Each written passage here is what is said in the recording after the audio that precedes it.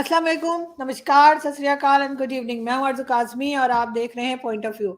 हमें जी ज्वाइन किया है डॉक्टर अभिषेक मिश्रा साहब ने, बहुत शुक्रिया कि आज आप आए, thank you so much. Thank you और आरजू जी। आपके सभी दर्शकों को मेरा नमस्ते, राम राम, सलाम, आदाब, सत श्री अकाल, वनक्कम, गुड इवनिंग। आप कैसी हैं? बिल्कुल ठीक सर। और आपके यहाँ तो तैयारियां हो रही होंगी, अमेरिकन प्रेसिडेंट आ रहे हैं जो बाइडेन साहब, तो किस तरह देख रहे हैं आप उनके विजिट को? देखिए, ये जो अमेरिका इंडिया फ्रेंडशिप है, एक तो G20 के सिलसिले में आ रहे होंगे मेरे ख्याल से। बायलैटरल पे तो मुझे नहीं देख लगा कि वो आ रहे हैं। G20 होने वाला है, हेड ऑफ स्टेट आ रहे हैं। लेकिन जो अमेरिका इंडिया बायलैटरल फ्रेंडशिप है, या अमेरिका एंड इंडिया जो रिलेशनशिप है, it is one of the defining relationship of the present century. उसका रीजन ये है कि ये दोनों जो कंट्रीज हैं, एक तो ये कल्चरल सिमिलैरिटीज रखती हैं, एज इन दोनों के वैल्यू सिस्टम सेम है, दोनों की पॉलिटिकल सिस्टम सेम है, दोनों एक दूसरे को समझते हैं पॉलिटिकली, लीगली, सोशली, कल्चरली, हर तरीके से। अगर दो डेमोक्रेसी साथ में आ जाएं, और वो दोनों डेमोक्रेसी आने वाले समय में ये प्रोजेक्टेड है कि ये टॉप 1 और 2 इकोनॉमी होंगे, तो इसका असर दुनिया पे बहुत तरीके से दिखा जाएगा, स्पेशली डेमोक्रेसी को फैलाने में। बिकॉज देखिए, इंडिया जो अपने नेबरहुड में परेशान इंडिया ये है कि इकलौती फंक्शनिंग डेमोक्रेसी है, besieged by all non functioning और शैम डेमोक्रेसी। चाइना तो डिक्लेयर्ड नॉन डेमोक्रेसी है, पाकिस्तान एक शैम डेमोक्रेसी है, नेपाल एक शैम डेमोक्रेसी। आप कह सकती है ऑलमोस्ट, कभी इलेक्शन होता है, कभी नहीं होता है, या कभी कम्युनिस्ट आ जाते हैं, तो उसकी भी कोई गारंटी नहीं रहती है। Sri Lanka is a functioning democracy, but वो इतना साइज उनका छोटा है कि वो थोड़ा इनसिग्निफिकेंट हो जाते हैं इस एरिया के लिए, although as a country it is sovereign and equal to India. So मैं देख रहा हूँ कि it will be a defining moment. देखिए कि अब इसके बाद इंडिया और अमेरिका जो है, या वेस्ट और ईस्ट की दोस्ती क्या रंग लाती है in terms of benefit for India, क्योंकि India has lot to take from America in terms of technology, in terms of international geo politics में भी इंडिया का बहुत स्टेक है, जिसमें अमेरिका उसको मदद कर सकता है। सो लेट्स सी कि व्हाट इज एट स्टेक। लेकिन कहाँ तक सर आपके ख्याल से ये विजिट जो है वो अमेरिका में होने वाले इलेक्शंस को और भारत में जो इलेक्शंस हो रहे हैं उसके लिए आपके प्राइम मिनिस्टर मोदी जी को जो है कहाँ तक ये चीज़ सपोर्ट करेगी? क्योंकि अमेरिका में हमेशा से, पाकिस्तान में एक बात की जाती है कि वहाँ पे जो लोग इंडियंस रहते हैं उनकी तरफ से का वोट जो है वो भी चाहिए होता है हर इलेक्शन में वहाँ के प्रेसिडेंट को, और साथ साथ फंडिंग भी की जाती है। कहाँ तक सही है वो मैं नहीं जानती, लेकिन बहरहाल ये बात की जाती है कि जो इंडियंस अमेरिका में है उनकी काफी इंपॉर्टेंस बढ़ जाती है इलेक्शंस के दौरान। तो जो इस वक्त प्रेसिडेंट का विजिट है इंडिया में, क्या वो इलेक्शन को लेकर भी कोई बात होगी? अमेरिकन इलेक्शन को लेके कोई बात तो मेरे ख्याल से नहीं होने वाली है, बट हाँ, वो अपील तो जरूर करेंगे। जो डेमोक्रेट के वोटर्स होंगे, जो उनका इंडियन काउकस होगा, उसको तो अपील करेंगे कि भाई हम आए। जैसे आप देखें कि ट्रम्प अपने जो प्रेसिडेंटशिप में उन्होंने वादा किया था कि वो इंडिया और अमेरिका की फ्रेंडशिप को स्ट्रेंथन करेंगे, और वो अमेरिका जरूर जाएंगे, इंडिया जरूर जाएंगे। तो वो भले ही अपने करियर के, मतलब प्रेसिडेंशियल टेन्योर के एकदम लास्ट में आए, but he did come to India. उन्होंने वो इंश्योर किया कि जो इलेक्टोरेट को उन्होंने वादा किया था उसको वो पूरा करें। वहाँ की जो हिंदू रिपब्लिकन कम्युनिटी है, उसको उन्होंने वादा किया था कि आई विल विजिट इंडिया, और वो करेंगे। अब रही बात कि ये इलेक्टोरली कितना बेनिफिशियल होगा अमेरिका के लिए, क्योंकि इंडियन बहुत सिग्निफिकेंट तो नहीं है इन टर्म्स ऑफ वोटर, क्योंकि वो लेस देन 1% है टोटल पॉपुलेशन की जो है वहां पे, उसमें 1% से भी कम है इंडियन की। हाँ, वो इस तरीके से सिग्निफिकेंट है कि they have occupied major intellectual positions and also major financial positions. तो बहुत ही स्ट्रॉन्ग कम्युनिटी है वहां पे। यानी कि आप समझ लीजिए, जो वाइट वहां पे है वो भी इंडियंस पर कैपिटा इनकम से नीचे हैं। यानी कि एक एवरेज वाइट जो है, मैं कहीं पढ़ रहा था, वो 62-63 हजार डॉलर पर एनम कमाता है। वहीं पे जो इंडियन फैमिली है वो 1,20,000 डॉलर पर एनम कमाती है। तो 50-60 हजार डॉलर का अंतर है, which is a very significant number. So इस तरीके से इंडियन कम्युनिटी काफी एक समृद्ध और काफी प्रॉस्परस कम्युनिटी है। So they can contribute a lot in election funds and all that.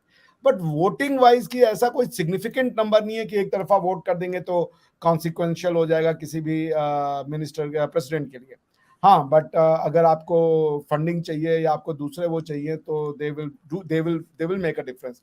और विवेक रामा स्वामी जो हैं, he is making all right noises, और मेरे ख्याल से वो बिडेन को जो राष्ट्रपति बाइडेन को एक स्ट्रॉन्ग चुनौती देने जा रहे हैं, और he has been touted to be the successor of the Trump, क्योंकि ट्रम्प को अभी आप देखें उनको इंडाइटमेंट प्रोसेस उनका शुरू हो गया है, he has surrendered to the police also. So एक तरीके से विवेक रामास्वामी का रास्ता साफ हो गया है। तो बाइडेन के लिए यानी डेमोक्रेट्स के लिए कितना बेनिफिशियल होगा ये दौरा, पर से I do not know, but हाँ विवेक रामास्वामी के लिए there will be a lot of steam, because Vivek Ramaswamy is getting popular with the local conservative Americans, because he is जिसे कहते हैं ना, he has stuck the tone with the even जो एक Christian community है वहाँ की जो बहुत स्ट्रांग है, उसके साथ भी उनका अच्छा वो मतलब he is striking the notes. तो आई डोंट सी कि कोई बहुत इलेक्टोरली बेनिफिशियल होगा बाइडेन जी का दौरा, because it is essentially G20 के बायलैटरल G20 के मल्टीलैटरल समिट में आ रहे हैं, बायलैटरल समिट में आ भी नहीं रहे हैं, तो he has nothing much to offer to electorate back in America. लेकिन सर अब आपके यहाँ जो है इनसे पहले जो प्रेसिडेंट थे डोनाल्ड ट्रम्प, वो भी आ चुके हैं, उनको भी हमने देखा कि उन्होंने इंडिया का विजिट किया था, बड़ा हंगामा खेज विजिट था, बहुत बातें की गई। आप ये दोनों प्रेसिडेंट जो हैं इनमें क्या डिफरेंस देखते हैं? आपको क्या लगता है कि इस बार कौन आने वाला है अमेरिका में? देखिए, अगर मैं दो क्वेश्चन है आपके, एक मैं कि अगर कंपेयर करूं कि ट्रम्प और बाइडेन के बीच में कौन सा अच्छा रहा इंडिया के लिए और कौन इंडिया के लिए बेनिफिशियल रहा, तो एक अलग क्वेश्चन हो जाएगा। दूसरा कौन आने वाला है, ये भी एक क्वेश्चन है, उसको भी मैं देख सकता हूँ। पहला क्वेश्चन, ट्रम्प और बाइडेन में कौन इंडिया के लिए अच्छा रहा, डेमोक्रेट्स और रिपब्लिकन में कौन अच्छा रहा? तो टेक्निकली देखिए तो इंडिया के लिए एक बाई पार्टीसन अंडरस्टैंडिंग है दोनों में, बिकॉज आप देखें कि बिल क्लिंटन को देख लें तो वो डेमोक्रेट के थे, but he was the one who initiated to to break the ice with India, और उन्होंने कहा था कि इंडिया अमेरिका फ्रेंडशिप को होना ही होगा, बिकॉज ये डिमांड है डेमोक्रेसी की और 21st सेंचुरी को जो अमेरिकन के हिसाब से है। और उसके बाद देखिए जब रिपब्लिकन आए यानी जॉर्ज जो बुश आए, बुश ने भी इसको उतना ही इंपॉर्टेंस दिया। उसके बाद बुश ने तो 123 एग्रीमेंट करवाया, न्यूक्लियर जो एग्रीमेंट है, यानी कि इंडिया को स्पेशल एक सहूलियत दी कि जो न्यूक्लियर नॉन वेपनाइज एनर्जी है या न्यूक्लियर टेक्नोलॉजी है, उसका इंडिया के साथ ट्रेड किया जा सके। Although that's a different thing कि हम उसको उस तरीके से यूज नहीं किए, और हमने अमेरिका के जगह जाकर के फ्रांस के साथ कुछ एक डील करने की कोशिश की और कुछ रशिया के साथ। So Bush even went out of the way to strengthen India America ties. तो डेमोक्रेट्स और ये दोनों ही इंडिया के लिए एकदम समझ लीजिए इनके में बाई पार्टीशनशिप एक अंडरस्टैंडिंग है अमेरिका में कि अमेरिका को अगर लॉन्ग टर्म में अपनी ये जो international law, rule of law based international legal order को मेंटेन करना है, तो India has to play a very prominent role. और गिवन दैट कि इंडिया के साथ धोखा होने का चांसेस कम है, क्योंकि बीइंग डेमोक्रेटिक सेटअप, दोनों की थॉट प्रोसेस सेम है, दोनों के एक्सपेक्टेशन सोसाइटी एक दूसरे से सेम है, सिवाय इसके कि भाई एक दूसरे को बेहतर करने के लिए कुछ अगर वो अंडर द स्लीव्स कुछ कार्ड रखें तो बात अलग है, otherwise there will be a consensus. So अब बाइडेन और ट्रंप में कौन बेहतर था? Far better. Trump was an eccentric man, Trump was a narcissist. Trump ने सिर्फ एक स्टेटमेंट दिया था जिसकी वजह से वो इंडिया में बहुत फेमस हो गया, वो ये था कि we will fight radical Islam.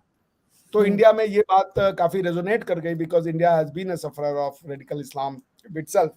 तो वो वजह से वो काफी लोकप्रिय हो गए, but otherwise he has made everything to harm India. He has taken lot of decision to harm India. Harley Davidson को लेकर के जो इशू हुआ था, जिसमें उन्होंने कह दिया था कि मैंने हार्ले डेविडसन के ऊपर वो 100% लगाते हैं हमारी मोटरसाइकिल पे, जबकि उनकी मोटरसाइकिल आती है, हम नहीं लगाते हैं उतना। फिर उन्होंने बोला मैंने मोदी को बोला हार्ले डेविडसन के लिए, तो मोदी ने बोला हमने क्या नाम है अफगानिस्तान में बहुत हेल्प किया, हमने अफगानिस्तान में लाइब्रेरी बनाई है। सो ही सेड कि आई वाज डम स्ट्रक कि भाई ये लाइब्रेरी का क्या काम है? बोले मैं हम वहाँ बिलियंस ऑफ डॉलर स्पेंड कर रहे हैं मिलिट्री एक्सपेंडिचर, और इंडिया जो है वो 100 मिलियन डॉलर की लाइब्रेरी और ये सब बना के वो ज्यादा पॉपुलर हो गया है। सो ही और उन्होंने फिर इंडिया का वो स्पेशल स्टेटस था जो एक क्या नाम है डेवलपिंग इकोनॉमी का WTO में ट्रेड में जो मिलता था, उसको भी उन्होंने रिवोक किया। So Trump was a bad news for India all along. Trump was a very very bad news for India. Whereas अगर आप इनको देखें क्या नाम है बाइडेन साहब को, तो Biden has done some substantive work. Biden himself is a kind of Indophile, क्योंकि उन्होंने अपनी जवानी के कुछ दिन बम्बई मुंबई में गुजारे, उनकी शायद कोई इंडियन गर्लफ्रेंड भी रही थी या किसी इंडियन से उनको प्यार हो गया था, वो बताते हैं। तो he has a soft corner for India and he has done a lot for India, lot. Modi ji को बुलवाया उन्होंने, मोदी जी को स्पेशल स्टेट विजिट करवाया, स्पेशल उनको 2 बार कांग्रेस को सेशन, जॉइंट सेशन को उन्होंने स्पीच एड्रेस करने का मौका दिया, विच इज वेरी रेयर, कह लीजिए which is very rare recognition given to any leader across the world in America. So उन्होंने मोदी जी के लिए आउट ऑफ द वे जाके काम किया है, और इसमें कोई शक नहीं, काटसा से इंडिया को उन्होंने छूट दिलवाई है। उसके बाद जो इंडिया का रवैया रहा यूएन में यूएसएसआर को रशिया को लेकर के, उस पर भी फिर उन्होंने कोई बहुत ज़्यादा मतलब रिएक्शंस नहीं दिखाए, या कोई बहुत ज़्यादा आर्म ट्विस्टिंग नहीं की इंडिया के साथ। आर्टिकल 370 भी देख लें आप, almost it went silent, America ने कुछ खास नॉइजेस नहीं किए, जबकि ये था कि अगर ये आएंगे बाइडेन साहब तो वो डेंजरस होगा, बिकॉज की जो इनकी डेप्यूटी प्रेसिडेंट हैं, वाइस प्रेसिडेंट हैं इनकी, Kamala Harris ji, she had a different stance regarding the Kashmir, but she also softened. उन्होंने भी आर्टिकल 370 को लेके आने के बाद कोई बहुत ज़्यादा नॉइजेस नहीं की। So overall, Biden has been a much better much better president for India with compared to Trump. अब ये है कि आने वाला कौन है, तो ये तो बड़ा मुश्किल की बात है, but Vivek Ramaswamy is a prominent candidate, is a very very prominent candidate. लेकिन सर करप्शन के केसेस तो जो बाइडेन और उनके बेटे के ऊपर भी हैं, आपको लगता है कि ये करप्शन के केसेस जो हैं ये इनको कोई नुकसान पहुंचा सकते हैं इलेक्शंस में? देखिए, बाइडेन और इनके तो ट्रंप ने बहुत बुरी तरीके से इस बात को उठाया था, उनका यूक्रेन में उनके बेटे का जो इन्वेस्टमेंट था और दूसरी जो चीजें थी उसको लेकर के बाइडेन को बड़ी बुरी तरीके से घेरा था उन्होंने, क्या नाम है, प्रेसिडेंट ट्रंप ने। But still Biden got his share of vote. अब वो अंदर क्या हुआ कि वो चूंकि वो कह रहे थे कि कोई पर्टिकुलर स्टेट की काउंटिंग थी, मैं नाम भूल रहा हूँ उसको, ट्रंप चाहते थे कि रोक दो बिकॉज बाकी के वोट जो है वो फेक वोट है, he didn't want the counting to go on, so on and so forth. But ये सारी चीजें आ चुकी हैं, करप्शन के चार्जेस और ये सब चीजें आ चुकी हैं, but nothing resonated with the voters, तो उनको जो मिलना था वो मिला। दूसरी चीज ये थी कि ट्रंप का जो रिकॉर्ड था वो इतना बुरा था, क्योंकि कोई भी सेक्रेटरी ऑफ स्टेट उनके साथ नहीं टिका, उनका डिफेंस सेक्रेटरी उनके साथ नहीं टिका, वो 6-6 7-7 महीने में डिफेंस सेक्रेटरी को फायर कर देते थे, तो it has become very difficult to work with वो, क्या नाम है, Trump. He was anti establishment, even establishment didn't want him to continue because कि उनकी भी नहीं सुनते थे। So Pentagon and other establishment had a very bad experience with Trump. तो ट्रंप इतने एसेंट्रिक थे कि ट्रंप के बारे में कुछ भी कहा जाना बड़ा मुश्किल था। उन्होंने सारे चार्जेस लेवल किए बाइडेन के अगेंस्ट पे, बट जो लिबरल वहाँ का सो कॉल्ड लेफ्टिस्ट लिबरल जो ब्लॉक ऑफ वोटर है, वो he was they were hello bent कि हमें बाइडेन को लाना है और बाइडेन को हम ला के रहेंगे। मीडिया ने भी एक तरफा, मतलब मीडिया का रोल भी आप नहीं डिनाई कर सकते, एक तरफा एंटी ट्रंप और प्रो बाइडेन जो है उन्होंने स्टांस लिया, तो वो सामने आया। तो वो मीडिया में देखिए आप कितनी करप्ट है, ये तो मीडिया में ही आएगा ना शोर बनाना। अगर कोई शोर नहीं बजाए, वो आप बोलते रह जाए, कोई उसको अगर लाउड स्पीकर ना दे तो क्या ही होगा। तो बाइडेन के सारे करप्शन चार्ज को वो उतना लाइटली लेते थे कि जिसका पब्लिक में उस तरीके का इंप्रेशन आया नहीं कि बहुत करप्ट आदमी है। तो आई डोंट थिंक कि कोई इनके लिए बहुत बड़ा इशू होगा। उनके करप्शन चार्जेस जो थे वो ऑलरेडी हो चुके हैं। अब प्रेसिडेंशियल दौरान उनके ड्यूरिंग द प्रेसिडेंसी कोई ऐसा तो अभी आया नहीं है, कोई गेट ऐसा हुआ नहीं जिसमें कि कहा जाए कि he is facing a threat. But हाँ, he is facing a threat from Vivek Ramaswamy, because Kamala Harris is also good for nothing, वो कभी दिखती नहीं है, कोई बहुत ज्यादा उनकी अपील नहीं है। तो विवेक रामास्वामी यंग है, एनर्जेटिक है, 39 ईयर्स का है बंदा, पढ़ा लिखा है, अमीर है, और वो सारी वो बातें कह रहा है जो ट्रंप के वोटर सुनना चाहते हैं। He has soft corner for Trump also. तो देखिए, Vivek Ramaswamy will give him a tough time. बिल्कुल ऐसा ही है। लेकिन सर अगर हम बात करें पाकिस्तान की और हिंदुस्तान की, तो पाकिस्तान की तरफ से मुबारकबाद दी गई फॉरेन ऑफिस की तरफ से चंद्रयान 3 की। वो अलग बात है कि कुछ लोग जो हैं वो उसको नहीं भी मान रहे थे, लेकिन वो खैर ऑफिशियल्स नहीं थे। और उससे पहले भी हमने बात की थी कि फवाद चौधरी साहब ने भी जो है वो बड़ा पॉजिटिवली जो है वो बिहेव किया था। आपको लग रहा है कि कोई बातचीत हो सकेगी दोनों कंट्रीज के बीच में जब नई गवर्नमेंट्स आएंगी, आपकी तरफ भी और हमारे यहाँ भी? देखिए आई थिंक प्रधानमंत्री मोदी और उनकी टीम एस जयशंकर साहब की टीम में एकदम ये जो फॉरेन पॉलिसी को लेके क्लैरिटी है कि पाकिस्तान को आइसोलेट करना है, जिसमें वो सक्सेसफुल हो चुके हैं। Pakistan has been isolated. तो पाकिस्तान को आइसोलेटेड क्यों करना है? पाकिस्तान को आइसोलेटेड इसलिए करना था, आइसोलेट इसलिए करना था कि पाकिस्तान जो अपनी ये टेररिज्म को जो पालने की या उसको जो इनकरेज करने की पॉलिसी है, उसको वो छोड़ दे। नॉन स्टेट एक्टर्स को छोड़ करके प्रॉपरली स्टेट के थ्रू आए। तो अगर आप उनका ये कहना है कि अगर आप मेरे कनपट्टी पे बंद गन रखोगे और कहोगे कि भैया आ जाओ, बैठो टेबल पे टॉक करेंगे, तो Modi government has put the foot down. उन्होंने कहा भाई हम तो नहीं कर रहे हैं, आप जो करना है कर लो, जितने आतंकवादी घटनाएं करना है कर लो। सो अब ये नई गवर्नमेंट आएगी, अभी तो कोई फायदा नहीं है बात करने का, क्योंकि एक केयर टेकर गवर्नमेंट है, इसकी कोई वैल्यू नहीं होगी।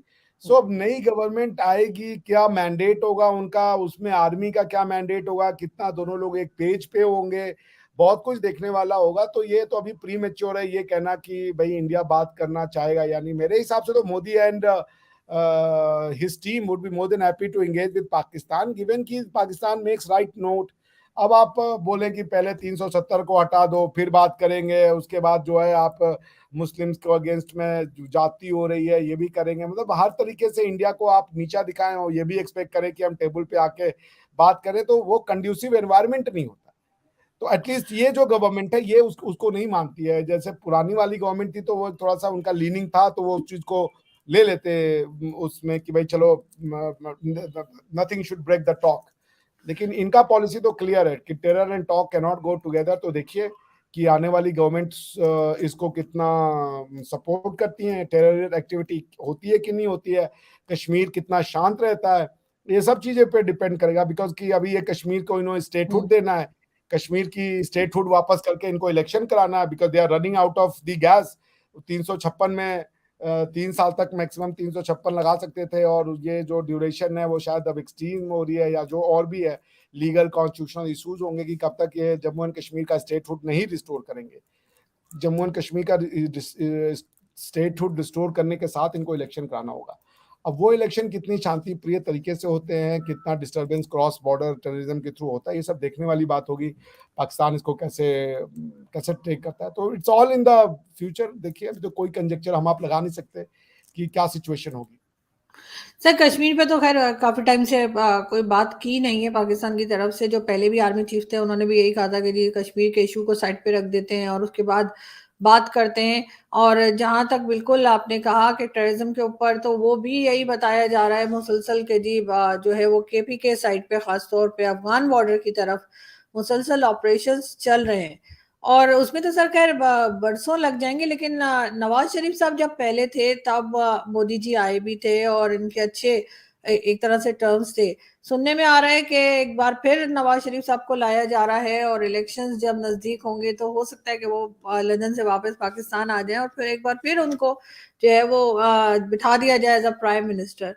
आपको लग रहा है दोनों जो गवर्नमेंट्स हैं उस वक्त, चाहे वो मतलब मोदी जी की हो और इधर अगर नवाज शरीफ साहब की हो, तो वो ज्यादा आसानी से बातचीत कर पाएंगे और एक दूसरे से जो है कम्युनिकेट कर पाएंगे कि किस तरह से चलना है?